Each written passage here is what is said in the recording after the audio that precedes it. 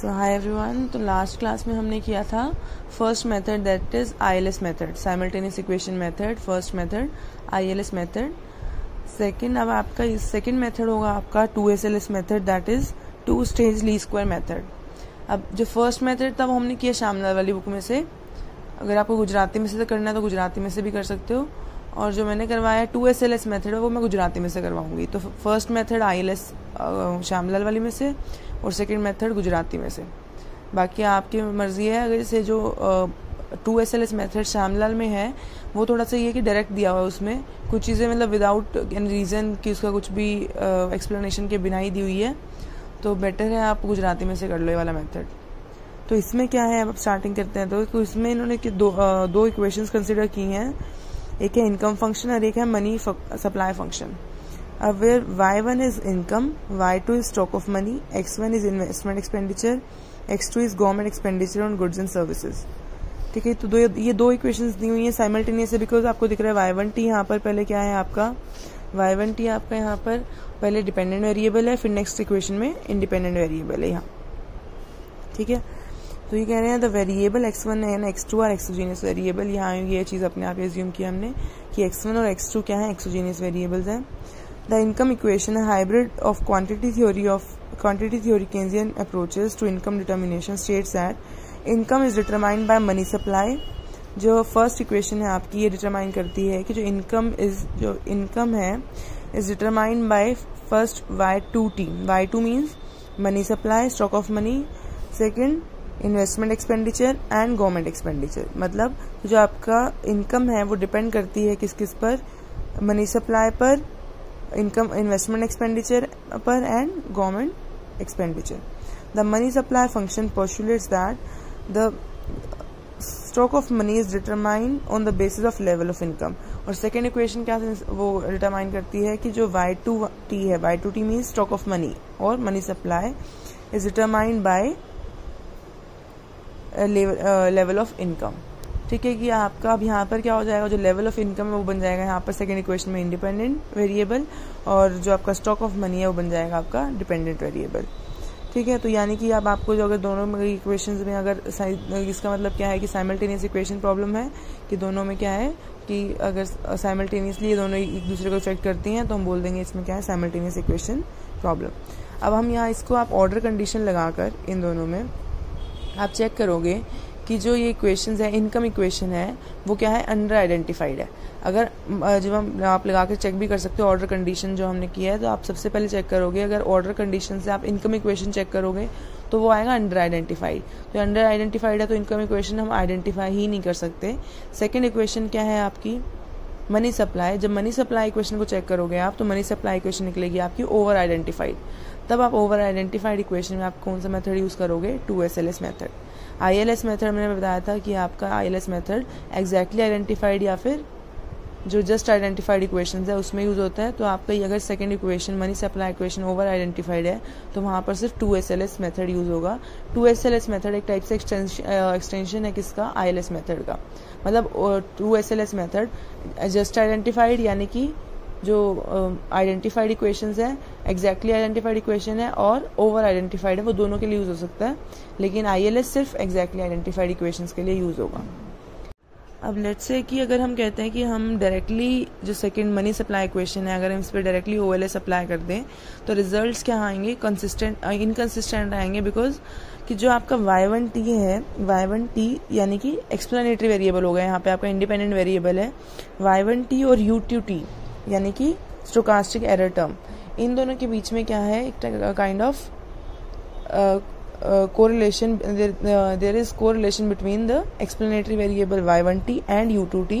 therefore अगर हमने directly OLS लगाया तो यहाँ पर आपके रिजल्ट्स क्या आएंगे, इनकंसिस्टेंट। और ये है क्यों ऐसा इन दोनों के बीच में रिलेशन, बिकॉज आपका y1t फर्स्ट इक्वेशन में आपका y1t डिपेंडेंट वेरिएबल है, तो कहीं ना कहीं इनके बीच में क्या है, यहाँ पर जो एक्सप्लेनेटरी वेरिएबल है और यहाँ पर आपका u2t है, इसके बीच में क्या है, यहाँ पे आपका काइंड ऑफ कोरिलेशन है। जिस कारण अगर हमने डायरेक्टली OLS लगाया तो हम अजम्पशन इसकी वायलेट कर रहे हैं OLS की, क्योंकि हम बोलते हैं ना एक्सप्लेनेटरी जो इंडिपेंडेंट वेरिएबल है और जो एरर टर्म है इनके बीच में कोई भी किसी भी टाइप का कोरिलेशन नहीं होना चाहिए। बट यहाँ पर अगर कोरिलेशन है तो हम कहेंगे यहाँ पर हम डायरेक्टली OLS अप्लाई नहीं कर सकते, अगर किया तो रिजल्ट्स विल बी इनकंसिस्टेंट, जो एस्टिमेट्स आएंगे they will be inconsistent. Therefore आपको क्या करना पड़ेगा यहाँ पर, अगर हम कहते हैं कि हम y1 की जगह अगर हम y1 से रिजेम्बलिंग y1 यूज करें, मीन्स y1 की प्रॉक्सी अगर हम यूज करते हैं तो हम कह सकते हैं कि हम उस जिसको हम बोलते हैं यहाँ पर इंस्ट्रूमेंटल वेरिएबल। मीन्स अगर हम y1 को ना यूज करके हम y1 का प्रॉक्सी, वो हम आगे मॉडल में करेंगे कि y1 का प्रॉक्सी कैसे यूज करते हैं। अगर हम y1 का प्रॉक्सी यूज करते हैं जिसको हम बोलते हैं इंस्ट्रूमेंटल वेरिएबल, तब हम कह सकते हैं, और फिर उसके बाद अगर हम OLS लगाते हैं तो मे बी रिजल्ट्स क्या आए, कंसिस्टेंट। अब इस मेथड को प्रॉक्सी के लेकर आना मॉडल में, इसमें ये सब मेथड आपका आएगा 2SLS मेथड में। अभी हम 1 बाय 1 स्टेप करेंगे कि कैसे हम y1 को रिप्लेस कर देते हैं उसके प्रॉक्सी से और फिर OLS लगाते हैं, so that the results the estimates will be consistent estimates. तो फर्स्ट इसका हम 1 बाय 1 स्टेप करेंगे। सबसे पहले तो ये 2SLS मेथड दिया किसने है, आपका दो इकोनॉमिस्ट आएंगे कि Henry Theil and Robert baseman, ठीक है। तो इन्होंने आपका ये मॉडल दिया है, शायद ईयर मेंशन है आपकी श्यामलाल वाली बुक में कि किस ईयर में दिया है, वो मैं बता दूंगी आपको, मैं फोटो भेज दूंगी। तो आपको याद रखना है कि ये मेथड दिया किसने है, Henri Theil and Robert Basmann. अब इसमें हम कह रहे हैं कि as the name indicates the method involves 2 successive application of OLS, the process is as follows. अब इसमें क्या है, फर्स्ट स्टेप क्या है, to get rid of likely correlation between y1 and u2, regress first y1 on all the predetermined variables in the whole system। predetermined variables है means exogenous variables। exogenous variables आपको कौन कौन से हैं, और जो मैंने स्टार्टिंग में भी बताया था x1 और x2। तो हम सबसे पहले आप क्या करोगे कि अगर आपको कोरिलेशन हटाना है, दैट इज y1 और u2 के बीच में जो कोरिलेशन है, अगर आपको एलिमिनेट करना है तो आपको फर्स्ट रिग्रेशन रन करना पड़ेगा y1 का on all the predetermined variables, जो एक्सोजेनस वेरिएबल है यानी कि x1 और x2 पे आपको इसको रिग्रेशन रन करना पड़ेगा। Not just that equation, in the present case this means regressing y1 on x1 and x2, ठीक है, कि x1 और x2 पे हमने रिग्रेशन रन किया। तो इसकी इक्वेशन क्या बन जाएगी, y1t प्लस ये पाई नॉट है plus pi hat 1 x1t plus pi 2 hat x2t plus ut hat. मतलब एक टाइप से आपको क्या करना है कि आपका, यानी कि एक टाइप से जैसे रिड्यूस फ्रॉम इक्वेशन नहीं बनाते थे, रिड्यूस फ्रॉम इक्वेशन में क्या होता था कि आपका लेफ्ट हैंड साइड तो आपका क्या बच जाता था, सिर्फ डिपेंडेंट वेरिएबल, और इस साइड एंडोजीनियस वेरिएबल, और इस साइड आपके होते थे एक्सोजीनियस वेरिएबल। सिमिलरली यहाँ पर इन्होंने वो स्टेप नहीं किया, डायरेक्टली इन्होंने क्या कर दिया है कि आपका यहाँ पर तो आ गया आपका एंडोजीनियस वेरिएबल, और यहाँ इस साइड आ गया आपके x1 और x2 exogenous variable right hand side, ठीक है। और पाई ये हो गए इनके coefficients, pi 1 hat, pi not hat, pi 2 hat, ठीक है, ये हो गए कोफिशिएंट्स, रिड्यूस फॉर्म कोफिशिएंट्स भी बोल सकते हैं इनको, ठीक है। Where ut hat are the usual OLS residuals, मतलब कि ut hat usual OLS residuals means कि वो जो भी अजम्पशंस होती हैं OLS की, हम ये अज्यूम करके चलते हैं कि जो u hat है, ut hat है, ये सभी अजम्पशंस को सेटिस्फाई करता है, ठीक है।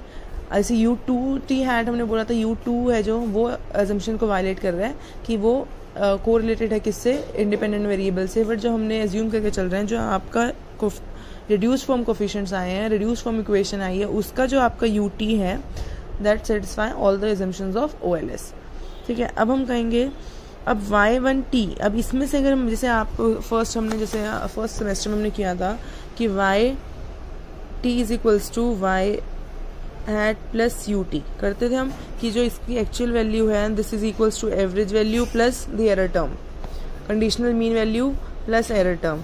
सिमिलरली यानी कि अब y हैट क्या हो जाता था यहाँ पर, विदाउट एरर टर्म वाला बचता था y हैट, तो यहाँ पर आपका y हैट क्या हो जाएगा, without error term, that is ये pi naught plus pi 1 x1 plus pi 2 x2, तो ये आपका हो गया y1 हैट, ठीक है। where y1 is an estimate of the mean value of conditional, मतलब बेसिकली जो y1 हैट है वो क्या है आपका, conditional mean values of y upon the fixed xi, ठीक है, मतलब जो कि x क्या है आपके एक्सोजीनियस वेरिएबल्स है। Note that is nothing but, अब जो यही वाली इक्वेशन में बताया कि this equation is reduced from equation only because only exogenous variables are on the right hand side and endogenous variable is on the left hand side, ठीक है। अब ये इक्वेशन आपकी क्या बन गई, अगर इस इक्वेशन को हम उस फॉर्म में लिखे, कंडीशनल मीन वैल्यू वाली फॉर्म में, तो y1t is equals to y1t hat यानी कि ये plus ut, which shows that the stochastic y1 consist of two parts, that is y1t hat plus ut, which y1t क्या है, linear combination of the non stochastic x. Non stochastic means fixed x, कि ये क्या show कर रहा है, y1t क्या है, एक टाइप से लीनियर कॉम्बिनेशन है किसका, एक्सोजेनियस वेरिएबल्स का, x का, and a random component ut.